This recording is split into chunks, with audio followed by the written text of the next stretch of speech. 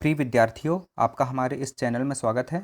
आज हम बात करेंगे वैज्ञानिक अनुसंधान की कि ये होता क्यों है और विज्ञान के अध्ययन में इसका महत्व क्यों है। तो चलिए शुरू करते हैं। यहाँ पर लिखा है वैज्ञानिक अनुसंधान, जिसकी हम आज बात करने वाले हैं। सबसे पहले समझते हैं कि वैज्ञानिक अनुसंधान आखिर किसे कहते हैं, यानी कि वैज्ञानिक अनुसंधान या रिसर्च क्या होता है। ठीक है, यहाँ पर ये लिखा हुआ है, मैं आपको इसको पढ़ के सुना देता हूँ। यह यानी कि अनुसंधान, यह यानी कि अनुसंधान ज्ञान के विस्तार के उद्देश्य से, किसके विस्तार के उद्देश्य से? ज्ञान के विस्तार के उद्देश्य से किसी घटना का गहन और सावधानी पूर्वक किया गया अध्ययन होता है। किसका अध्ययन? घटना का गहन और सावधानी पूर्वक किया गया अध्ययन यानी कि स्टडी है। इसमें दो बातें हैं। रिसर्च में यानी कि अनुसंधान में क्या होता है? किसी घटना का अध्ययन तो किया जाता है, परंतु वह अध्ययन गहन होना चाहिए और सावधानीपूर्वक होना चाहिए। ठीक है, गहन होना चाहिए और सावधानीपूर्वक होना चाहिए। ठीक है, यह यानी कि अनुसंधान सामान्य सिद्धांत या नियम निकालने के उद्देश्य से समस्या के अध्ययन का व्यवस्थित और वस्तुपरक प्रयास होता है। कैसा प्रयास होता है? व्यवस्थित और वस्तुपरक प्रयास होता है। अब यहाँ पर एक शब्द आया है वस्तुपरक। तो वस्तुपरक या वस्तुपरकता होती क्या है? देखिए, सभी पूर्वाग्रहों और निहित स्वार्थों से मुक्ति इसका आशय होता है। क्या होता है? पूर्वाग्रहों से भी मुक्ति और निहित स्वार्थों से भी मुक्ति। यानी कि अपने मस्तिष्क में पहले से यदि कोई सूचना है, यदि हमारा किसी एक तरफ झुकाव है, किसी के पक्ष में झुकाव है, तो ऐसा ना हो, है ना। ठीक है, तो मतलब न्यूट्रल होके और इसमें स्टडी यानी कि अध्ययन किया जाता है और इसमें अपना स्वार्थ भी नहीं देखा जाता। तो कहने का आशय है कि वस्तुपरकता का आशय पूर्वाग्रहों और निहित स्वार्थों से मुक्ति। इसका आशय है कि अवलोकन अनुसंधानकर्ता के मूल्यों यानी कि उसकी मान्यताओं, विश्वासों यानी कि वो किन किन चीज़ों पर विश्वास करता है, और वरीयताओं से पूरी तरह मुक्त है। किन किन चीज़ों से मुक्त है? मूल्यों से, विश्वासों से और वरीयताओं से मुक्त है। तो इसको कहते हैं हम वस्तुपरकता। ठीक है, आगे देखते हैं। यह पूर्व में एकत्र की गई सूचना से निर्देशित होता है। क्या निर्देशित होता है? अनुसंधान। यह अनुसंधान पूर्व में एकत्र की गई सूचना यानी कि पूर्व में एकत्र किए डेटा से जो है या आंकड़ों से निर्देशित ये होता है। वैज्ञानिक अनुसंधान अनुभव के आधार पर पुष्टनीय तथ्यों के संग्रह के द्वारा ज्ञान का निर्माण करता है। किन तथ्यों के द्वारा ज्ञान का निर्माण ये करता है? पुष्टनीय तथ्यों के संग्रह द्वारा। अब यहाँ पर एक शब्द आया है पुष्टनीय। पुष्टनीय मतलब पुष्ट करने योग्य यानी कि परखा जाने योग्य। यहाँ पर लिखा है पुष्टनीय का आशय जो प्रामाणिकता के लिए अन्य लोगों द्वारा परखा जा सके, यानी कि कोई भी, चाहे वो कोई वैज्ञानिक हो चाहे कोई व्यक्ति हो, इसको यदि पुष्ट कर सके, उसको परख सके, तब ये कहलाता है पुष्टनीय। क्या कहलाता है? पुष्टनीय। ठीक है, आगे देखते हैं। वैज्ञानिक अनुसंधान के उद्देश्य। हमने देखा अभी कि वैज्ञानिक अनुसंधान होता क्या है, लेकिन इसका आखिर उद्देश्य क्या है, ये क्यों किया जाता है, इसके बारे में अब हम जानते हैं। तो देखिए, वैज्ञानिक अनुसंधान के मुख्य उद्देश्य यहाँ पर लिखे हुए हैं।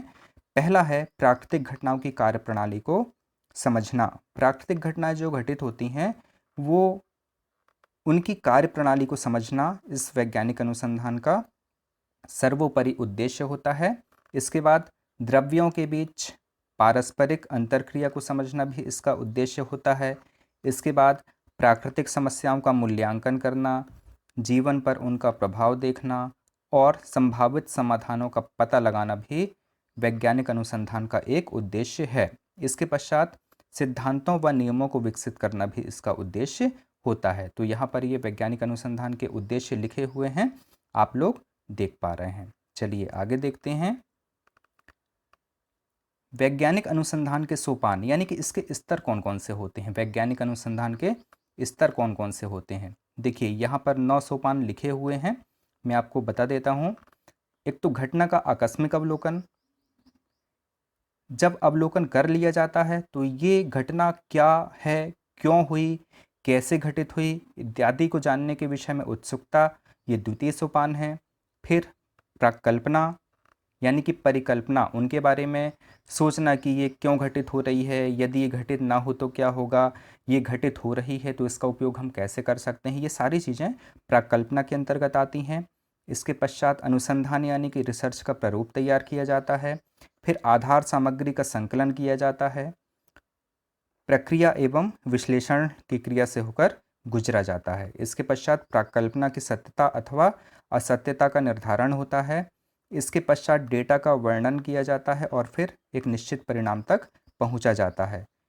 इसके पश्चात किसी विषय के संबंध में भविष्यवाणी की जाती है और उनका व्यवहार में किस तरह से प्रयोग किया जा सकता है, इसका जो है वर्णन किया जाता है। ठीक है, अब हमने यहाँ पर देखा ये जो 9 सोपान लिखे हुए हैं, इनको यदि हम समग्र रूप से देखें, कैसा देखें, समग्र रूप से, तो 4 मुख्य भागों में हम इसको रख सकते हैं। यानी कि 4 सोपानों में हम वैज्ञानिक जो अन्वेषण होता है या अनुसंधान होता है उसको हम रख सकते हैं।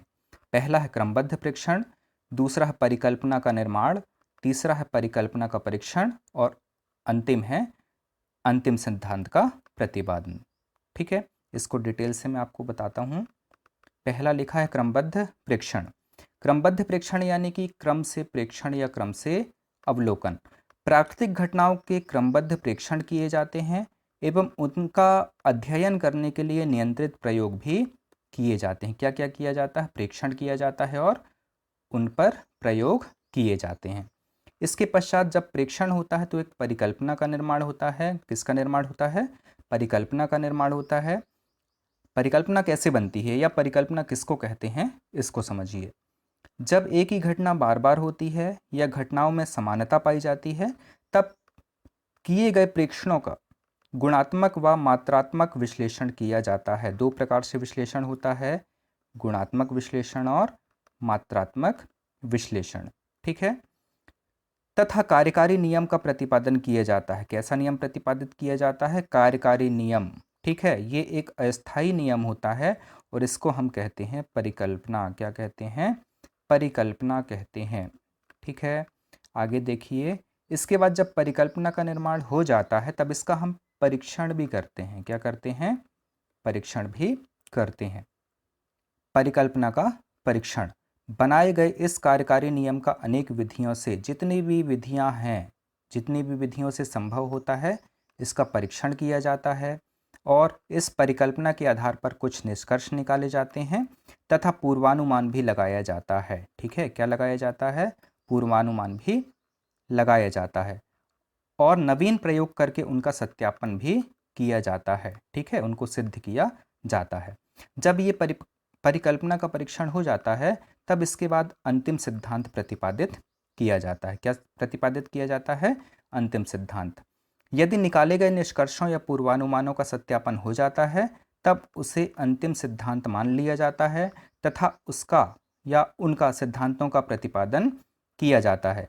यदि सत्यापन नहीं हो पाता तब नवीन परिकल्पना का निर्माण किया जाता है और उसका भी परीक्षण किया जाता है। इस परीक्षण को तब तक निरंतर रखा जाता है जब तक कि प्रयोगों द्वारा अंतिम सिद्धांत प्राप्त न हो जाए। यह प्रक्रिया निरंतर चलती रहती है।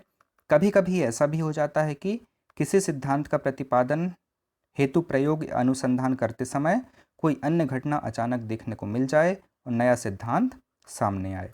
तो छात्रों, हमने आज देखा कि वैज्ञानिक अनुसंधान क्या होता है और इसके चरण या सोपान कौन कौन से होते हैं। वंदे मातरम।